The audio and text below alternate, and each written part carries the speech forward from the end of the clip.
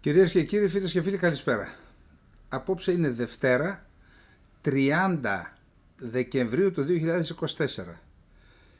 Δηλαδή,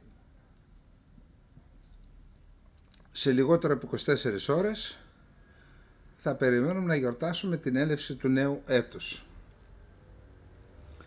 Τι να πω, δύσκολη χρονιά το 2024, γιατί εκτός των άλλων, εκτός το ότι είχαμε να αντιμετωπίσουμε τις συνέπειες δύο σοβαρών πολέμων στη γειτονιά μας, ο ένας στην Ουκρανία, ο άλλος στην Γάζα, αλλά και στο Λίβανο και στην Ερυθρά θάλασσα, επηρεάστηκε η πατρίδα μας και η Κύπρος και η Ελλάδα. Επηρεαστήκαμε σε πολλούς τομείς, μεταξύ των οποίων και στον οικονομικό τομέα, από αυτούς τους δύο πολέμους. Όμως θα έλεγα ότι οι εξελίξεις στη Συρία μπορεί για τα εθνικά μας συμφέροντα, δηλαδή για την Κύπρο και για την Ελλάδα, είναι πολύ σημαντικότερες από τα δύο άλλα μέτωπα. Άρα το 2024 ήταν ένα βαρυφορτωμένο έτος. Ας ελπίσουμε το 2025 τουλάχιστον τα άλλα δύο μέτωπα να σταματήσει ο πόλεμος, να βρεθεί κάποια λύση, ούτως ώστε να μπορέσει και η Ευρωπαϊκή Ένωση και η Κύπρος και η Ελλάδα να επικεντρωθούμε στην αντιμετώπιση του ζητήματος που λέγεται Συρία, μετά την αποκαθήλωση και τη φυγή Άσαντ και την εγκατάσταση στη Δαμασκό μιας νέας ηγεσίας των μέχρι χθες Ισλαμιστών, τρομοκρατών και αποκεφαλιστών. Νομίζω ότι είναι ένα τεράστιο ζήτημα και ξέρετε, από την εξέλιξη των πραγμάτων στη Συρία θα κριθούν πολλά πράγματα. Για παράδειγμα, για το αν θα επιδεινωθεί έτσι περαιτέρω το πρόβλημα ασφάλειας της Κύπρου και της Ελλάδας. Και όχι μόνο αυτό, ακόμα και αν θα κριθεί η βιωσιμότητα του κράτους στην Κύπρο και του κράτους στην Ελλάδα. Μιλώ για τις επόμενες δεκαετίες σε βάθος χρόνου. Διότι αν η Τουρκία τελικώς πραγματοποιήσει τα νεοοθωμανικά της σχέδια με τη Συρία και το Λίβανο, γιατί έχει απλώσει τα χέρια της και εκεί, τότε αντιλαμβάνεστε ότι ο επόμενο αυτός ο κύκλος ξεκίνησε από το Βόρειο Ιράκ, Κερκούκ, Μοσούλη, στη Συρία πραγματώνεται, αν τελικώς η Τουρκία πετύχει το στόχο της, και αυτός ο κύκλος θα έχει επεκταθεί στη Λιβύη και μετά παίρνει μέσα την Κύπρο και την Ελλάδα. Και μιλάμε με χρόνους ιστορικούς και όχι αυτούς που στην καθημερινότητά μας που κρίνουμε. Άρα είναι πολύ σημαντικό το έτος που έρχεται, θα είναι πολύ σημαντικό για την πατρίδα μας. Πριν κάνουμε την εισαγωγή στα θέματά μας, να πω ότι μίλησα με τον κύριο Σμαραγδίου, όπως σας υποσχέθηκα χθες. Χθες μίλησα, ναι, συνεννοηθήκαμε να κάνουμε σήμερα μία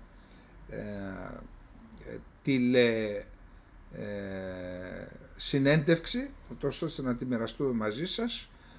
Με πήρε τηλέφωνο, ήμουν σε μια κοινωνική υποχρέωση που δεν μπορούσα να απαντήσω, μετά τον πήρα εγώ, μιλούσε, δεν μπορέσαμε τελικώς να το κάνουμε σήμερα, πιθανό να το κάνουμε αύριο.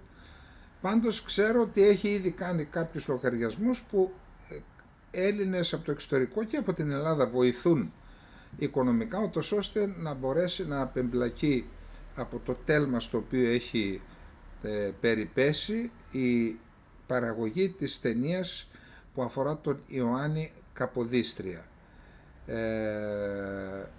Τώρα, να πάμε στα θέματά μας.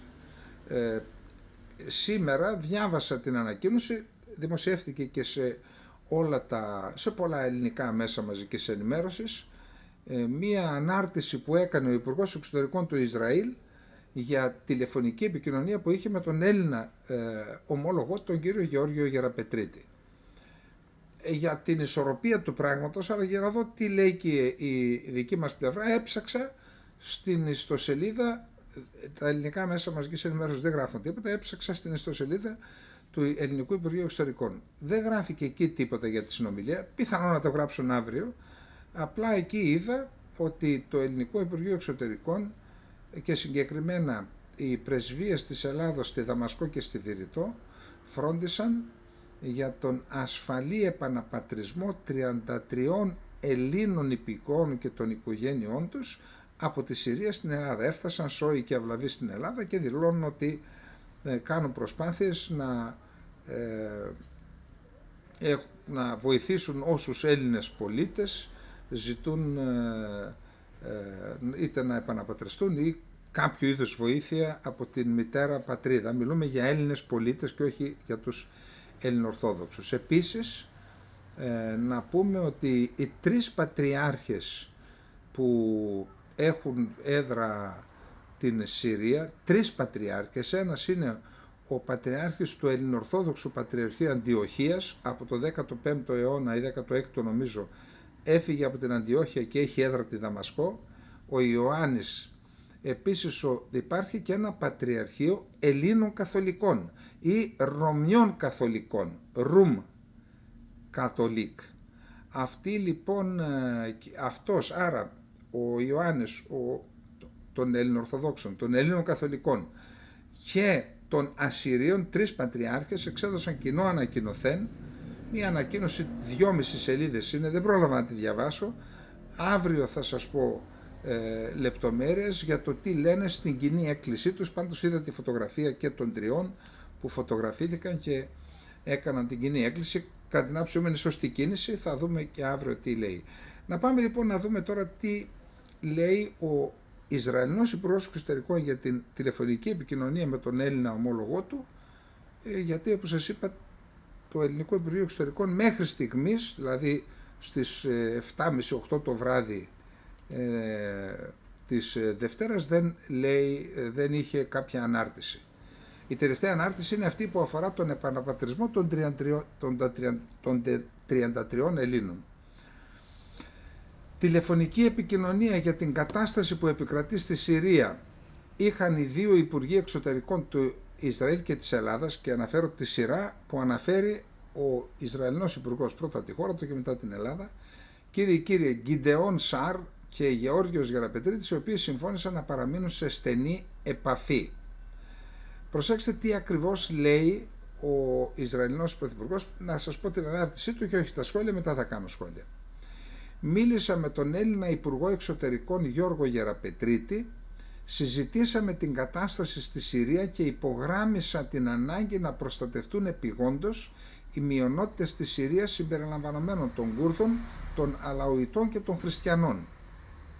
Προσέξτε, λέει, συζητήσαμε την κατάσταση στη Συρία, πληθυντικό αριθμό, και υπογράμμισα την ανάγκη, δεν λέει υπογραμμίσαμε ή συμφωνήσαμε, εδώ τον ψιλοκαρφώνει το Γεραπετρίτη. Δηλαδή αυτός έβαλε το θέμα της επιγούσης προστασίας των μειονοτήτων της Συρίας συμπεριλαμβανομένων των Κούρδων, των Αλαουιτών και των Χριστιανών. Δεν το έβαλε ο Έλληνας?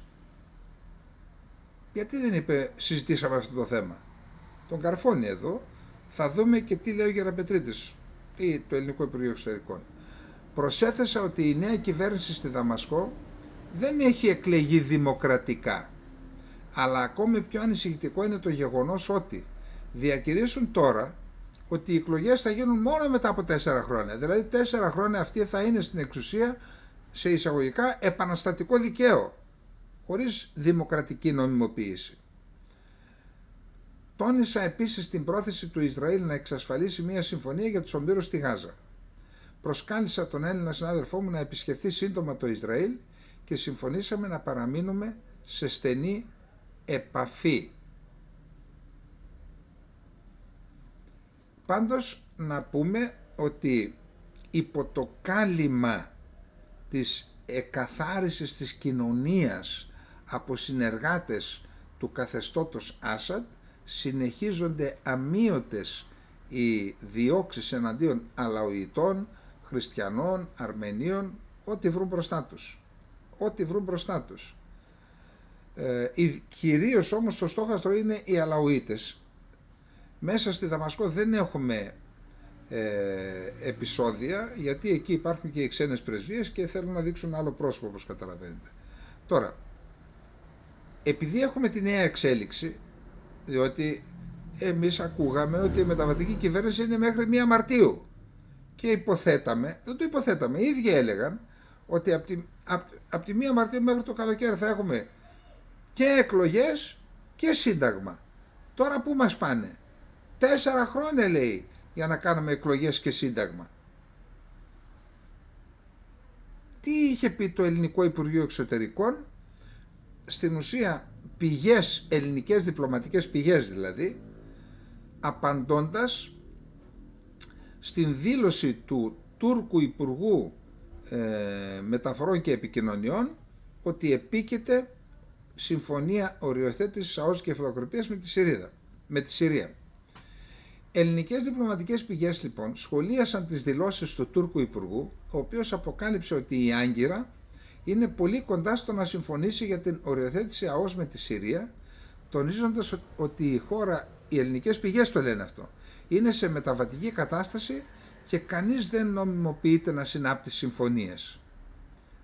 Εισαγωγικά, όπως τα είπε η διπλωματική πηγή, πρόκειται για ευρωπαϊκά σύνορα. Το έχουμε ήδη θέσει στην Ευρωπαϊκή Ένωση με την κοινή δήλωση που κάναμε μαζί με την Αυστρία και την Κύπρο, δήλωσαν χαρακτηριστικά. Οι ίδιες πηγές σημείωσαν ότι η παρούσα μεταβατική κατάσταση δεν νομιμοποιεί τον οποιονδήποτε να κάνει μια τέτοια συμφωνία, δίνοντας έμφαση στην ανάγκη διαρκούς εγρήγορσης και διπλωματικής κινητικότητας. Δηλαδή εμείς θα είμαστε σε διαρκή εγρήγορση και διπλωματική κινητικότητα και έτσι θα αποτρέψουμε. Το παρακολουθούμε εισαγωγικά. Είμαστε σε διαρκή επικοινωνία με την Κύπρο, όλες τις γειτονικές χώρες και με την Ευρωπαϊκή Ένωση. Ανέφερε χαρακτηριστικά ανώτερη πηγή μιλώντας το συγκεκριμένο είναι από το πρώτο θέμα. Προσέξτε τώρα. Είμαι Τούρκος και διαβάζω αυτό και λέει ο Έλληνας, λέει είναι μεταβατική, δεν νομιμοποιεί, εντάξει το κρατάμε, λέει ο Τούρκος, είμαστε λέει καταρχάς είναι ευρωπαϊκά σύνορα, το έχουμε θέσει στην Ευρωπαϊκή Ένωση, αλλά αυτός έχει τη Λιβύη, σου λέει και εγώ όταν έκανα με τη Λιβύη δεν μου έκανε τίποτα η Ευρωπαϊκή Ένωση. Όχι μόνο δεν μου έκανε, συνεχίζεται η συνεργασία με την Ευρωπαϊκή Ένωση, συνεχίζεται και η συνεργασία της Λιβύης. Άρα τι το έχουν πει στην Ευρωπαϊκή Ένωση. Και τι λέει παρακάτω? Διαρκή εγρήγορση και διπλωματική κινητικότητα. Δηλαδή τι σημαίνει αυτό για τον Τούρκο? Τίποτα, 0. Προσέξτε τώρα. Σε 4 χρόνια αποφάσισε εκλογές ο Αχμέτ Αλσάρα, πώς το λένε, ο Γκολάνη. Τι σημαίνει αυτό λοιπόν? Ότι 4 χρόνια η χώρα αυτή δεν υπογράφει συμφωνίες? Άρα όταν λένε κάτι, γιατί δεν σκέφτονται ότι αυτό θα το βρουν μπροστά τους? Τώρα τι έχουν να πούν αυτές οι διπλωματικές πηγές που αράδιαζαν αυτά? Μην τα χαρακτηρίσω τώρα. Για πέστε μου.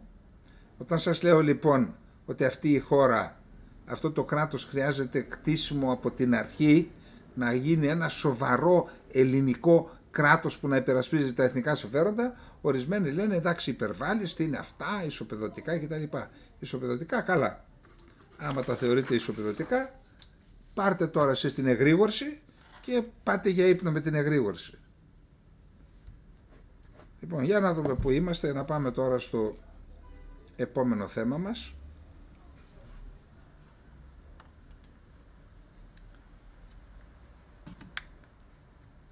Λοιπόν, πάμε να δούμε τι γίνεται. Χθες νομίζω ότι θίξαμε το θέμα της συνάντησης που είχε, της επίσκεψης που επιτράπηκε μετά από 9 χρόνια σε 2 βουλευτές του κόμματος ΔΕΜ επίσκεψη στην ίσο Καλόλυμνο ή Ιμραλή, στη θάλασσα του Μαρμαρά, για να επισκεφτούν τον επί 25 χρόνια έγκλειστο ηγέτη των Κούρδων Αμπτουλάχ Οτζαλάν. Μετά την επίσκεψη οι άνθρωποι εξέδωσαν μία ανακοίνωση που είναι μία σελίδα. Σε αυτήν τη σελίδα λοιπόν χθες, στη χθεσινή εκπομπή, μην κάνουμε τώρα και επαναλήψεις, είπαμε και τι ακριβώς αναφέρεται στην ανακοίνωση και μετά κάναμε μία ανάλυση. Τι σημαίνουν αυτά που είπε ο Οτζαλάν, διότι εάν δεν ξέρεις πώς μιλάει τόσα χρόνια και πώς στέλνει μηνύματα ο Κούρδος ηγέτης, τότε οδηγήσει σε λάθος συμπεράσματα. Όπως οδηγήθηκαν πολλοί Έλληνες και πολλοί σχολιαστές δυστυχώς στο κανάλι μας, που λένε τον πούλησε τον αγώνα ο Τσαλάν, τον αγώνα των Κούρδων, έχει γίνει ζελές στο μυαλό του. Δηλαδή, προσέξτε ποιοι τα λένε τώρα αυτά. Τα λένε οι πολίτες μιας χώρας η οποία δεν άντεξε το βάρος της, με όποιο τρόπο ήρθε, της έλευσης του Οτζαλάν στην Ελλάδα, με απόφαση του ιδίου του Πρωθυπουργού, του κυρίου Σιμίτη, εστάλει στην Κένια και εκεί έπεσε στην παγίδα που έστησαν Αμερικανοί και Τούρκοι. Ο κύριος Σιμίτης τον έστειλε εκεί και μας έβαλε όλους στο λάκκο των Λεόντων να πληρώνουμε μια ζωή το κόστος της απόφασής του. Πρώτος από όλους τον πληρώνει φυσικά ο ίδιος ο Αμπτουλάχ Οτσαλάν. Ενώ λοιπόν συνέβησαν αυτά, ενώ η Ελλάδα πρόδωσε τον Κούρδο ηγέτη, ο Έλληνας Πρωθυπουργός, οι μισοί υπουργοί και άνθρωποι που είναι στο Μαξίμου είναι άνθρωποι του Σιμίτη που πρόδωσε τον Οτσαλάν, οι πολίτες αυτής της χώρας λένε ότι ο Οτσαλάν πρόδωσε τον αγώνα. Να σας πω κάτι, δεν είναι και ανήθικο αυτό που γίνεται. Ξέρουμε τι συμβαίνει. Δηλαδή θα πρόδιδε ο Οτσαλάν τον αγώνα του κινήματός του, του λαού του, που κόστισε τις ζωές σε 70.000 Κούρδους και κάμια 40.000 Τούρκους. Λοιπόν, και θα τον ακολουθούσαν οι γονείς, τα παιδιά, τα αδέρφια των 70.000 θυμάτων. Θα πει κάτι ο Τζαλάν και θα τον ακολουθήσουν. Δηλαδή δεν μπορούμε να βάλουμε το μυαλό μας όταν λέμε κάτι, και όταν λέμε κάτι σε έναν για άλλους ιερό αγώνα, ποτισμένος με φόρο αίματος, πολύ αίμα, και συνεχίζει το αίμα σήμερα στη Συρία. Δηλαδή να είμαστε έντιμοι και με τους εαυτούς μας και με τους άλλους. Τώρα, το τι λέει η ανακοίνωση το έχουμε πει. Εξ όσων πληροφορήθηκε, γιατί το έψαξα το θέμα από χθες μέχρι σήμερα, αυτή είναι η μία σελίδα. Υπάρχουν και άλλες 6 σελίδες που εστάλησαν στο όρο Σκανδήλιο, όπως είναι η ηγεσία του κουρδικού απελευθερωτικού κινήματος, και αυτές οι σελίδες εστάλησαν και στη Ροζάβα, στη Συρία δηλαδή. Και εκεί περιγράφεται πλέον το πλαίσιο και τα βήματα που θα γίνουν για να φτάσουμε σε πολιτική λύση του κουρδικού. Ποια είναι η πολιτική λύση? Πολλοί, επειδή αναφέρει σε αδελφικές σχέσεις Τούρκων και Κούρδων, Κούρδων και Τούρκων, λέει πάει, πούλησε τον αγώνα. Όταν δεν γνωρίζουμε κάτι, καλό είναι να είμαστε, δεν μ' αρέσει να κάνω πραγματικά συμβουλές να δίνω σε κανέναν, ούτε σε κανέναν, αλλά να είμαστε λίγο συγκρατημένοι. Ξέρουμε τι γίνεται. Λοιπόν, να σας πω τι γίνεται. Και δεν λέω την άποψή μου. Μπορείτε να μπείτε στο λογαριασμό μου στο Twitter, στο X, υπάρχει μια ανάρτηση σημερινή. Ο Ντογού Εργίλ είναι ένας καθηγητής, ακαδημαϊκός στην Τουρκία. Λέει σε μια τηλεοπτική συνέντευξη, σε τουρκικό κανάλι, λέει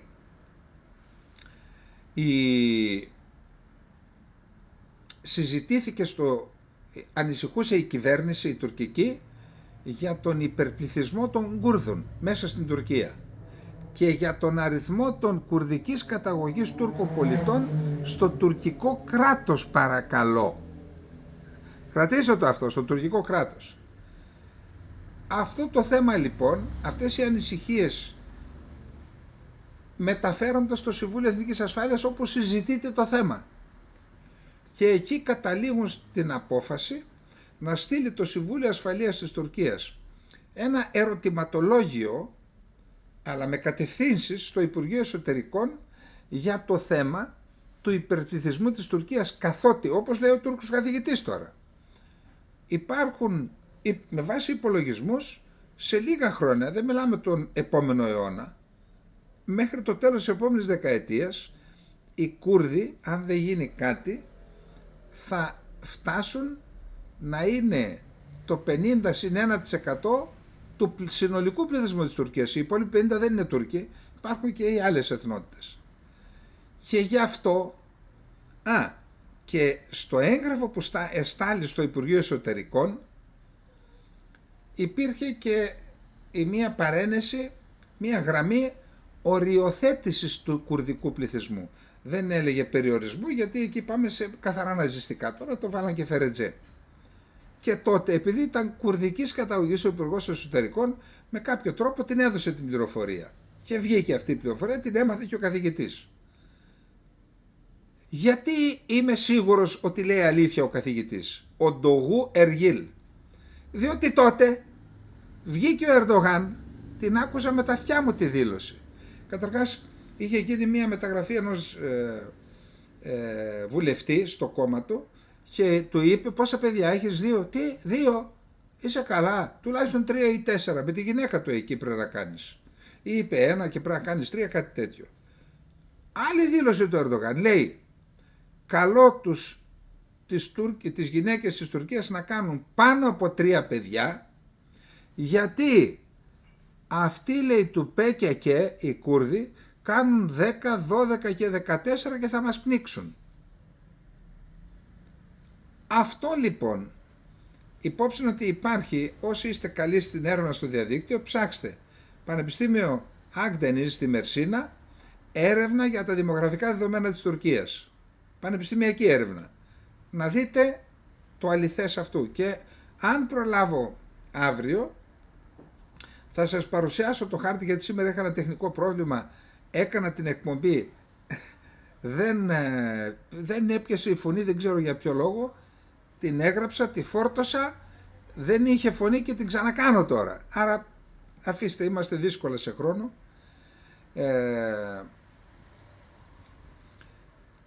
Άρα λοιπόν αύριο θα βάλω το χάρτη με τα δημογραφικά της Τουρκίας, τα δημογραφικά δεδομένα. Υπόψη ότι τους χάρτες πρέπει να τους βλέπετε είτε σε υπολογιστή γραφείου είτε σε τηλεόραση, έξυπνη τηλεόραση, smart television, για να βλέπετε και τον Γκένσορα και τις λεπτομέρειες. Από το κινητό δεν φαίνεται, γιατί εγώ που το βλέπω όντως δεν φαίνεται.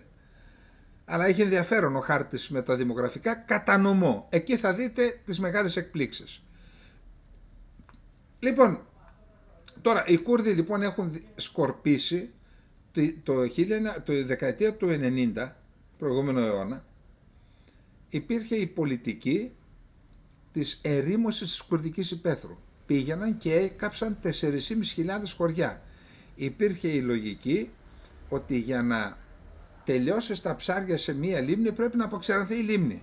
Όσο υπάρχει η λίμνη θα υπάρχουν και ψάρια, θα υπάρχουν και αντάρτες δηλαδή, γιατί οι αντάρτες έπαιρναν βοήθεια από τα χωριά και από τις οικισμούς και τέτοια. Και έτσι κατέστρεψαν 4.500 χωριά.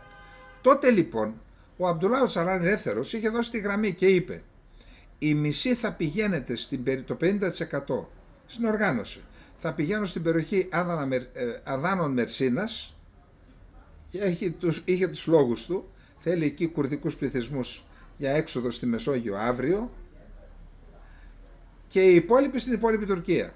Και έτσι φτάσαμε στο σημείο να έχουμε 2 εκατομμύρια Κούρδους στην Κωνσταντινούπολη, γύρω στις 300.000 στη Σμύρνη, μπορεί και παραπάνω, 12-14 βουλευτές στην Κωνσταντινούπολη Κούρδους. Πώς βγαίνουν αυτοί? Άρα ποιο είναι το σχέδιο?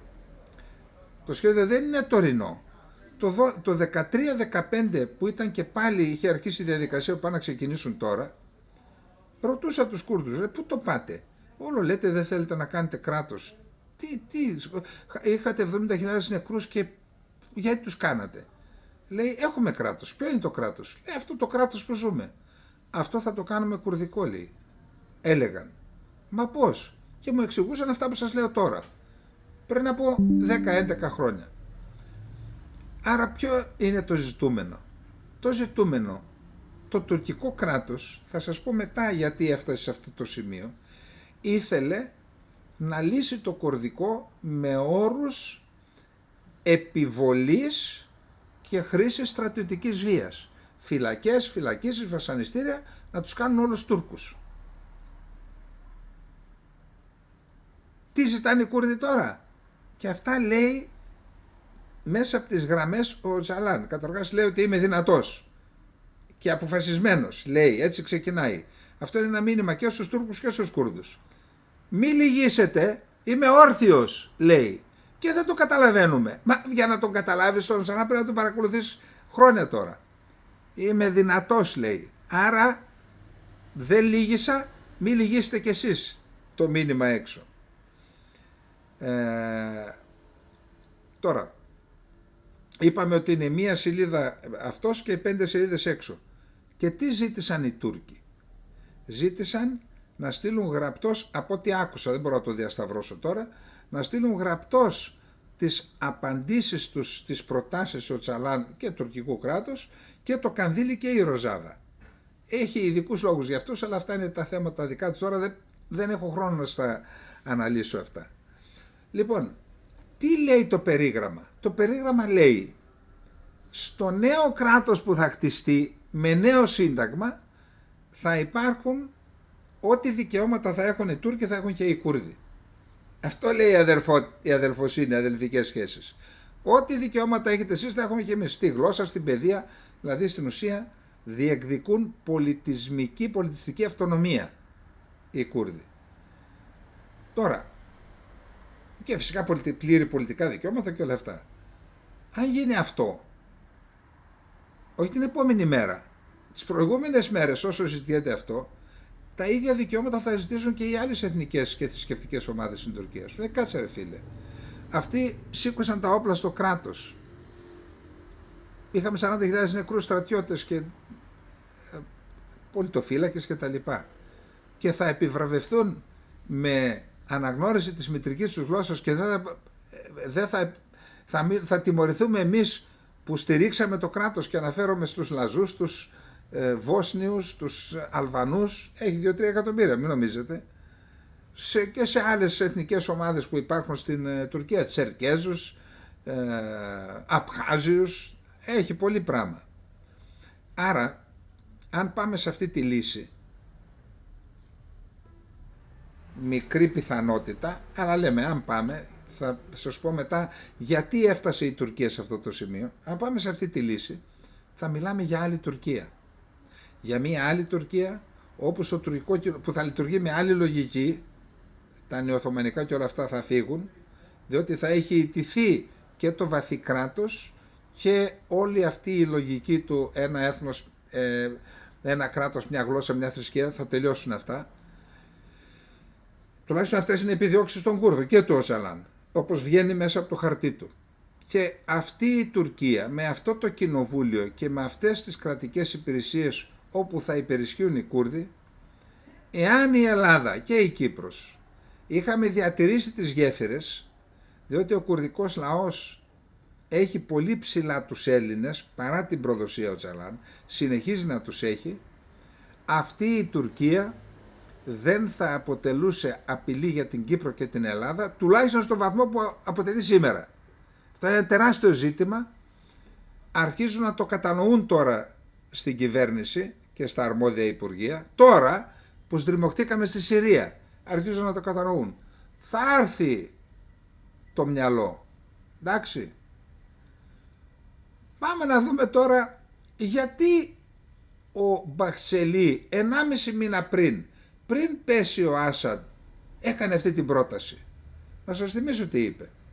Ο Οτζαλάν λέει, προσέξτε, ο γκρίζος λύκος, έτσι, ο μεγαλύτερος διώκτης των Κούρδων, ο Οτζαλάν, να καταδικάσει την, σε εισαγωγικά, τρομοκρατία, να καταθέσουν τα όπλα οι αντάρτες και μετά να βγει από τη φυλακή και να έρθει στη Βουλή να μιλήσει. Καλά, τότε έπεσαν τα σαγόνια όλου του κόσμου. Είναι δυνατόν αυτό το έκανε σε συνεννόηση με τον Ερντογάν. Καταρχάς να δούμε ποιος είναι ο Μπαχτσελή. Ο Μπαχτσελή είναι ένας άνθρωπος γέρος και με άλλες ιδιαιτερότητες, δεν χρειάζεται να τις πούμε τώρα. Ποιος είναι ο επικεφαλής σύμβουλός του, των συμβούλων? Σενκάλ Ατασαγκούν, επί μια πενταετία διοικητής της τουρκικής υπηρεσίας πληροφοριών. Σκληρός. Εθνικιστής, τουρκικό βαθύ κράτος. Αυτός μίλησε, διαστόματος Μπαξελή. Ποιος μίλησε? Το τουρκικό κράτος. Γιατί την έκανε την δήλωση ο Μπαξελή? Επειδή αποθέσεως ισχύος ή αδυναμίας? Δηλαδή η Τουρκία το 13-15 που ήταν πάλι η ίδια διαδικασία, το 15 η Τουρκία σταμάτησε τις συνομιλίες για πολιτική επίλυση. Ξέρετε γιατί? Γιατί αυτό το κλίμα που είχε δημιουργηθεί ενθάρρυνε τον κόσμο και στις εκλογές του Ιουνίου του 15 το Κουρδικό κόμμα πήρε 13,1% και 82 βουλευτές ή 85, κάτι τέτοιο. Και ανέτρεψε όλα τα δεδομένα.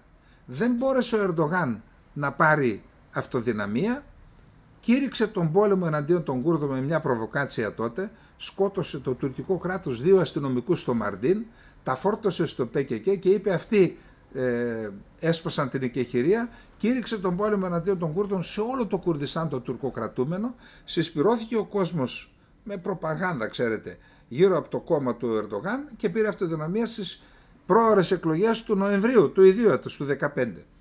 Και εκεί σταμάτησε η διαδικασία. Και από τότε ο Ερντογάν πήγε με τον Μπαξελή, ο οποίος Μπαξελή μέχρι τότε τον έβριζε τον Ερντογάν. Και από τότε ο Ερντογάν και Μπαξελή παρέα μέχρι σήμερα. Τι πολιτική ακολούθησαν στο κουρδικό? Φυλακίσεις, βασανισμοί, καθαιρέσεις δημάρχων. Έχει πάνω από 4-5 χιλιάδες πολιτικούς κρατούμενους στην Τουρκία. Πιο πολλούς από όσους είχε ο Άσαντ. Ο Άσαντ ήταν αρσακιάδα μπροστά στον Ερντογάν. Άρα προχώρησαν λοιπόν φυλακίσεις, βιασμοί, βασανιστήρια, διώξεις και στρατιωτική βία για να ελέγξουν το κουρδικό. Αν είχε πετύχει αυτή η πολιτική, γιατί να κάνει τη δήλωση ο Μπαξελή? Άρα δεν την κάνει από θέση ισχύος, την κάνει από θέση αδυναμίας. Ποια είναι η αδυναμία? 2 είναι τα στοιχεία. Το πρώτο είναι καταρχάς ότι ήταν απέτυχη η πολιτική και δεύτερον ότι στη Ροζάβα, στη βορειοανατολική Συρία, το κουρδικό έχει ξεφύγει από τα χέρια της Τουρκίας. Δεν την ακούει κανένας. Γιατί? Διότι εκεί τους Κούρδους, τις δημοκρατικές δυνάμεις της Συρίας, τους στηρίζουν Αμερικανοί, Γάλλοι, Γερμανοί και οι Ρώσοι δεν είναι αντίθετοι. Δηλαδή όλος ο κόσμος. Κανείς δεν δίνει δίκαιο στην Τουρκία. Και η Τουρκία σου λέει, αφού δεν μπόρεσα να το αντιμετωπίσω με όπλα και δεν μπορώ να πείσω τους Αμερικανούς να σταματήσουν να υποστηρίζουν τους Κούρδους εκεί, ένας από τους βασικούς λόγους, να μην πω ο βασικότερος λόγος που ο Ερντογάν στράφηκε προς τη Συρία είναι αυτός. Η υποστήριξη των Αμερικανών στους Κούρδους, τους εκβίαζε.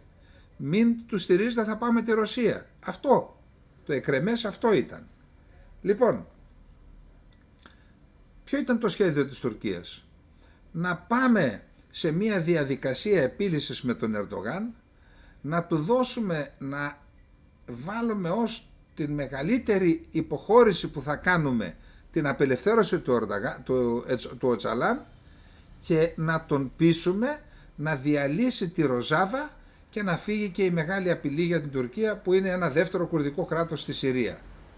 Διότι είπαμε ότι οι Κούρδοι της Τουρκίας λένε δεν θέλουμε κράτος, θέλουμε να ελέγξουμε, δεν το λένε αυτό, σας το λέω, θέλουμε να ελέγξουμε το τουρκικό κράτος σε 1-2 δεκαετίες. Δεν είναι όμως αντίθετη στη δημιουργία αυτόνομο κράτος στη Συρία, στο Ιράκ και στο Ιράν, απότερος στόχος μετά. Θα τα πούμε άλλη φορά αυτά. Εν πάση περιπτώσει.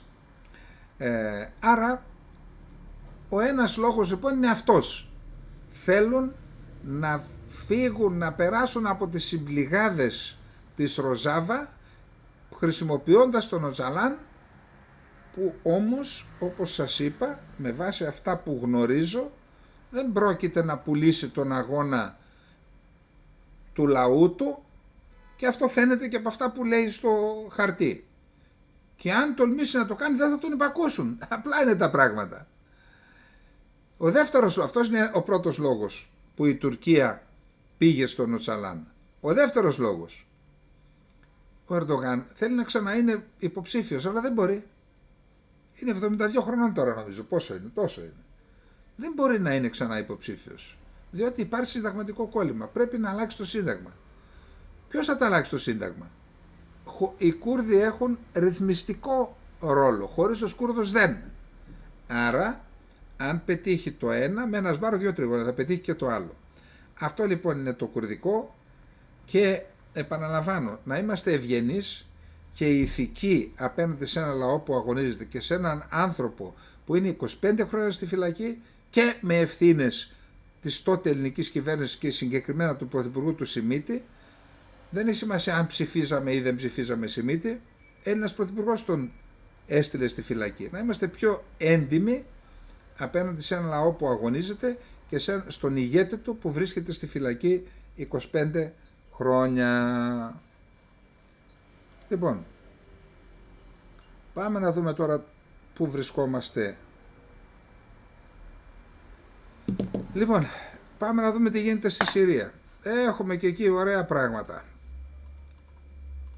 Πάμε να δούμε τι γίνεται. Καταρχάς, να δούμε τις εξελίξεις στη Συρία. Εάν είχε παραδοθεί ο Ζαλάν, γιατί χθες είχε 31 νεκρούς στη Ροζάβα? Δεν ήταν μόνο μισθοφόροι και Τούρκοι στρατιωτικοί. Πώς γίνεται? Πέφτει ξύλο. Οι Κούρδοι τους έχουν πραγματικά, καταγάγουν και καταγράφουν μόνο νίκες στα μέτωπα εναντίον και των μισθοφόρων και των Τούρκων. Καταρχάς είχαμε πει ότι ο Μαζλούμ Κομπάνι, ο ηγέτης των Κούρδων της Συρίας, είχε δώσει διορία στους μισθοφόρους του λεγόμενου Συριακού Εθνικού Στρατού στην κύρια Σπίτσε Ρεκάνιε, στη λωρίδα που δείξαμε προχθές πότε δείξαμε, και τους είπε μέχρι το τέλος του έτους μαζέψτε και φύγετε, αλλιώς θα πεθάνετε. Ήδη έχουν αρχίσει τις επιθέσεις και πήραν κανένα 2 χωριά, τα απελευθέρωσαν. Και όσοι κατάγονται από τους μισθοφόρους, από την Τερεζόρ, τη Ράκα, τη Χόμς και άλλες περιοχές της Συρίας που τώρα τις ελέγχουν οι τζιχαντιστές, φεύγουν, τα μαζεύουν και φεύγουν. Λέει, τι έκαναμε, καθίσουμε εδώ για $300 και να μας σκοτώνουν οι Κούρδοι? Φεύγουν λοιπόν. Υπόψη ότι οι Τούρκοι έκαναν μια στρατιωτική βάση δυτικά του Εφράτη, στη γέφυρα Καρά-Κοζάκα, εκεί νοτιοδυτικά του Κομπάνι, αλλά δυτικά του Εφράτη, μεταξύ Κομπάνι και Μέμπετς. Έκαναν σε ένα λόφο που ήταν και έχει βλάστηση, πεύκα είχε από ό,τι είδα, έκαναν μια βάση εκεί και υπήρχαν ραντάρ και άλλα οχήματα ηλεκτρονικού πολέμου, ραντάρ, αντιπυροβολικού, δεν ξέρω να σας πω, πάντως είδα τις κεραίες και κάποια τεθωρακισμένα οχήματα υπήρχαν, πληστηριοφόρα και άλλα οχήματα. Τα κατέστρεψαν, είδαμε βίντεο με μη επανδρομένα αεροσκάφη, μπαμ, τα τίναξαν στον αέρα όλα. Αυτή ήταν του τουρκικού στρατού, όχι των μισθοφόρων. Πώς γίνεται να έχεις προδώσει τον αγώνα και οι άλλοι να... Εντάξει. Τώρα, επίσης είχαμε επίσκεψη την Πέμπτη. Ο Τούρκος εκπρόσωπος του Τουρκικού Υπουργείου Άμυνας είπε το φράγμα της Rin, υπόψη ότι οι Κούρδοι κατέχουν τα μεγαλύτερα κοιτάσματα πετρελαίου, το 90% του πετρελαίου είναι σε πετρελαιοπηγές που έχουν οι Κούρδοι με τους Αμερικάνους, εκεί είναι η συνεκμετάλλευση που λέγαμε. Τα 3 σημαντικά φράγματα του Εφράτη είναι υπό τον έλεγχο στα χέρια των Κούρδων και το 70% του συριακού σταριού, της παραγωγής συριακού σιταριού στη Χασάκα, πάλι σε κουρδικά εδάφη. Άρα αυτοί κρατούν στα χέρια τους το μέλλον της Συρίας και το διαπραγματεύονται. Τώρα, εκεί στο φράγμα της Rin, προχτές είχε πει ο Τούρκος εκπρόσωπος του Τουρκικού Υπουργείου Άμυνας, λέει, εμείς το ελέγχουμε, λέει, ψέματα λένε οι Κούρδοι. Σας είπα ότι ο Φερχάτ Σαμί, έτσι νομίζω τον λένε, ο εκπρόσωπος των SDF, των Δημοκρατικών Δυνάμεων της Συρίας, πήγε πάνω στο φράγμα 2 ώρες μετά και είπε, σήμερα είναι Πέμπτη, 27 από του μηνός και η ώρα είναι 14:30 και είμαι πάνω στο φράγμα. Βίντεο. Εξευτέλισε τον εκπρόσωπο του δεύτερου μεγαλύτερου στρατού του ΝΑΤΟ. Αυτά τα λέω για όσους φοβούνται χωρίς οι φόβοι να στηρίζονται σε πραγματικά δεδομένα, έτσι. Δεν λέω ότι θα πρέπει να είμαστε... Τώρα, σήμερα, κατόπιν διαβουλεύσεως με τις δημοκρατικές δυνάμεις της Συρίας, μια επιτροπή του ΟΗΕ πήρε άδεια από τους Κούρδους και επισκέφθηκε το φράγμα. Πάρ' τις φωτογραφίες με τη σημαία του ΟΗΕ. Δεύτερος εξευτελισμός των Τούρκων. Εντάξει, για να ξέρουμε τι λέμε.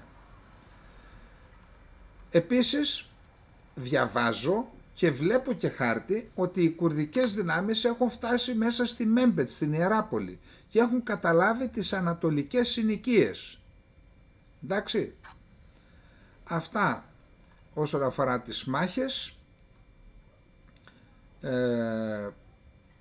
Τώρα, ο Σάρα είπαμε ότι έδωσε συνέντευξη στην Αλ Αράμπια. Έχει πολύ σημαντικά πράγματα. Προσέξτε τι είπε. Ο Αχμάντ Αλ Σάρα. Η απελευθέρωση της Συρίας διασφαλίζει την ασφάλεια της περιοχής γύρω από τη Συρία, αλλά και του κόλπου του Περσικού για τα επόμενα 50 χρόνια. Έχει αρχίσει και σκέφτεται και στρατηγικά τώρα ο τζιχαντιστής. Διάφορα πολιτικά στάδια θα προηγηθούν της επιλογής του μελλοντικού προέδρου της Συρίας. Διάφορα πολιτικά στάδια. Τρέχα γύρευε. 4 χρόνια θα είναι αυτός πρόεδρος. Επαναστατικό δικαίωμα. Η οργάνωση των εκλογών μπορεί να διαρκέσει 4 χρόνια, καθώς χρειαζόμαστε μια συνολική απογραφή πριν τη διεξαγωγή των ειρηνικών εκλογών. 4 χρόνια θα επιβάλλουν το καθεστώς που θέλουν και θα δούμε τι εκλογές θα γίνουν, αν γίνουν. Η σύνταξη του συντάγματος μπορεί να διαρκέσει περίπου 3 χρόνια και στοχεύουμε το σύνταγμα αυτό να έχει μακροχρόνια ισχύ. 3 χρόνια. Τι μας είχαν πει στην αρχή? Η μεταβατική κυβέρνηση είναι μέχρι τη 1 Μαρτίου. 1 Μαρτίου θα έχουμε άλλη κυβέρνηση. Α δούμε, θα κάνουν άλλη κυβέρνηση και τι κυβέρνηση θα είναι αυτή. Και το σύνταγμα θα γίνει μέχρι το καλοκαίρι. Τώρα πάει 3 χρόνια. Και θα γίνει, λέει, διάλογος στον οποίο θα συμμετέχουν όλες οι φυλές κτλ. Είπε επίσης, θα καταργήσουμε τη Χαγιάτ Ταχρήρ Αλ Σαμ, την οργάνωσή του δηλαδή, διότι θα γίνει ένα συνέδριο και θα αυτοδιαλυθεί, διότι ένα κράτος δεν μπορεί να διοικείται με λογική οργάνωση. Θα φύγει η οργάνωση. Και ζήτησε φυσικά και τις άλλες οργανώσεις να διαλυθούν. Τώρα για το σύνταγμα σας είπα, πάμε να δούμε. Αναφέρθηκε στις σχέσεις της χώρας του με το Ιράν και με τη Ρωσία. Κρίσιμο και με τις ΗΠΑ. Για το Ιράν είπε, η Συρία δεν μπορεί να συνεχίσει χωρίς να έχει σχέσεις με μια μεγάλη χώρα με ειδικό βάρος στην περιοχή όπως είναι το Ιράν. Όμως οι σχέσεις αυτές θα πρέπει να βασίζονται στο σεβασμό της εθνικής κυριαρχίας των δύο χωρών, χωρίς παρεμβάσεις στις εσωτερικές υποθέσεις. Και όσον αφορά τη Ρωσία, η Ρωσία είναι σημαντική χώρα. Υπάρχουν βαθιά στρατηγικά συμφέροντα μεταξύ της Ρωσίας και της Συρίας. Όλος ο συριακός οπλισμός είναι ρωσικής προέλευσης και πολλοί σταθμοί παραγωγής ηλεκτρικής ενέργειας κατασκευάστηκαν από τους Ρώσους και τη διαχείριση την έχουν οι Ρώσοι τεχνική. Άρα τους έχουμε ανάγκη. Δεν θέλουμε η Ρωσία να εγκαταλείψει τη Συρία με τον τρόπο που θα επιθυμούσαν ορισμένοι. Ποιοι δηλαδή, οι Αμερικανοί? Πάμε τώρα στους Αμερικανούς. Ο πρόεδρος Τραμπ θα πρέπει να άρει τις κυρώσεις σε βάρος της Συρίας. Οι κυρώσεις επιβλήθηκαν στη Συρία λόγω των εγκλημάτων που διέπρακτε το καθεστώς Άσαντ εναντίον του λαού. Σήμερα τα θύματα, ο λαός ανέτρεψε το καθεστώς, επομένως οι κυρώσεις πρέπει να αρθούν αυτομάτως. Ελπίζουμε η νέα αμερικανική κυβέρνηση να άρει τις κυρώσεις χωρίς να χρειαστεί να ξεκινήσουμε διαπραγματεύσεις. Ο Biden προχτές έκανε επιμήκυνση της ισχύως των κυρώσεων μέχρι το 2028 νομίζω. Γιατί? Ορισμένοι με ρωτούν και λένε, γιατί έπεσε ο Άσαντ, γιατί δεν πολέμησε? Ακούστε, το να δούμε λίγο το χρόνο να μας φύγει. Γιατί έπεσε ο Άσαντ? Ο Άσαντ όταν πολεμούσε από το 2011 και μετά, το το 12, το 13, 14, 15, 16, 17, πραγματικά απορούσα προσωπικά πώς μπορεί υποκαθεστώς σκληρών κυρώσεων από την Αμερική και την Ευρωπαϊκή Ένωση, σκληρών κυρώσεων και με πόλεμο σε πόσα μέτωπα εναντίον ενόπλων που υποστηρίζονται από τις μεγάλες δυνάμεις, από όλο τον κόσμο, έτσι, τη Δύση. Πώς μπορεί και με 7 εκατομμύρια πρόσφυγες στο εσωτερικό και στο εξωτερικό, πώς μπορεί και κάνει στρατολογή κόσμο και συνεχίζει ο στρατός να μάχεται. Τι θέλω να πω? Μετά από 13-14 χρόνια συνεχούς αποδυνάμωσης του καθεστώτος, φυσικό ήταν κάποια στιγμή να καταρρεύσει και έτσι κατέρευσε. Με αξιωματικούς που παίρνουν 20 και 25 και 30 δολάρια μισθό, με τις οικογένειες των στρατιωτών διαλυμένες, μια οικονομία διαλυμένη, αυτή η ιστορία ήταν στα πρόθυρα της κατάρρευσης ούτως ή άλλως και επιδεινώθηκε αυτή η κατάσταση από την Ρωσία, από την ανάγκη που είχε η Ρωσία να επικεντρωθεί στο δικό της μέτωπο στην Ουκρανία, άρα δεν έδωσε σημασία, και από το Ιράν που εγκλωβίστηκαν στο στόχο να νικήσουν το Ισραήλ και αποδυναμώθηκε έτσι ο Άσαντ και έχουμε την αλλαγή. Τώρα, χθες Κυριακή υπέγραψε προεδρικό διάταγμα ο Αχμέτ Αλ-Σάρα και το διάταγμα δημοσιεύθηκε στο λογαριασμό που διατηρεί στο Telegram και σε αυτόν αναφέρονται τα ονόματα 49 τζιχαντιστών που ήταν στην οργάνωσή του, που ήταν οι διοικητές μονάδων των τρομοκρατών, και αυτοί προάγονται σε βαθμούς ταξιάρχου και συνταγματάρχη και αποτελούν τη ραχοκοκαλιά της νέας ηγεσίας των ενόπλων δυνάμεων της Συρίας. Όλοι τους είναι τρομοκράτες μέχρι χθες και μέχρι σήμερα, γιατί η Αμερική δεν έχει απεντάξει. Για τον Γκολάνι τον έσβησε από καταζητούμενο πρόσωπο, αλλά η Χαγιάτ Ταχρήρ Αλ-Σάμ είναι ακόμα. Και αυτοί οι άλλοι είναι ακόμα καταζητούμενοι, πολλοί από αυτούς. Τώρα, ως διοικητή του στρατού Ξηράς επέλεξε έναν πολίτη της Ιορδανίας παλαιστινιακής καταγωγής, τον Αμπτούλ Ραχμάν Χουσέιν Αλ Κατίμπ, ο οποίος ήταν από το 2013 μέλος σαλαφιστής, δηλαδή τζιχαντιστής, κοντά στον Γκολάνι, και η πίστη του στον Γκολάνι τον βοήθησε να ανέβει στην ιεραρχία της οργάνωσης Χαγιάτ Ταχρήρ Αλ-Σάμ. Αυτός θα είναι ο αρχηγός του στρατού Ξηράς.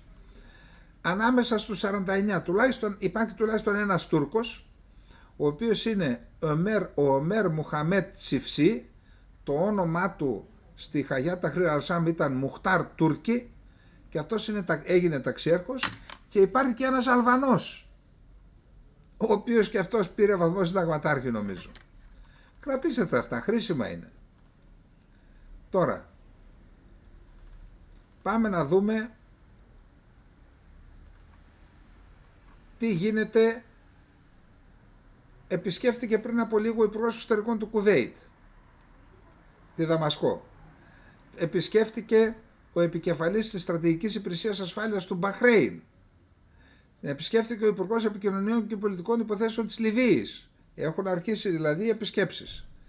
Αλλά μια πολύ σημαντική επίσκεψη είναι η επίσκεψη του Υπουργού Εξωτερικών της Ουκρανίας, του Αντρέη Σίμπιχα, ο οποίος συναντήθηκε με τον ομόλογό του, τον Ασάντ Χασάν Αλ Σαμπάνι, αλλά και με τον ίδιο τον Γκολάνι, τον Αχμέτ Αλ Σάρα, και είπε ότι και ο ένας και ο άλλος θα υπάρξουν στρατηγικές συμπράξεις ανάμεσα, είπε ο Υπουργός Εξωτερικών της Συρίας, θα υπάρξουν στρατηγικές συμπράξεις ανάμεσα σε εμάς και την Ουκρανία σε πολιτικό, οικονομικό και κοινωνικό επίπεδο, καθώς και επιστημονικές συνεργασίες, παρακαλώ.